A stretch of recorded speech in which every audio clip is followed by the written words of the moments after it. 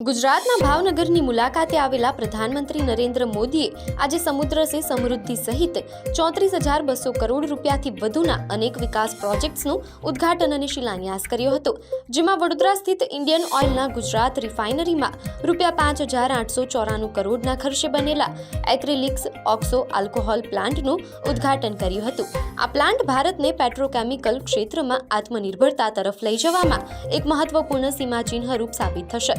આ પ્રોજેક્ટમાં acrylic acid, butyl acrylate અને એન-બ્યુટાનોલ જેવા અત્યંત ઉપયોગી ઉત્પાદનો બનાવવામાં આવશે, જે અત્યાર સુધી મોટા ભાગે વિદેશથી આયાત કરવામાં આવતા હતા. આ પ્લાન્ટ રિફાઇનરીના બાય પ્રોડક્ટ પ્રોપિલિનને ઊંચી કિંમતના પેટ્રોકેમિકલ ઉત્પાદનોમાં રૂપાંતરિત કરશે.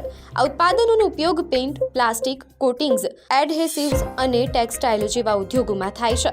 આ પ્લાન્ટના નિર્માણથી વિદેશી હુંડિયામણની બચત થશે અને દેશમાં એમએસએમઈ ઉદ્યોગોને પણ પ્રોત્સાહન મળશે. નિર્માણ તબક્કા દરમિયાન આ પ્રોજેક્ટ દ્વારા 27 લાખથી વધુ માનવ દિવસ રોજગારીનું સર્જન થયું હતું.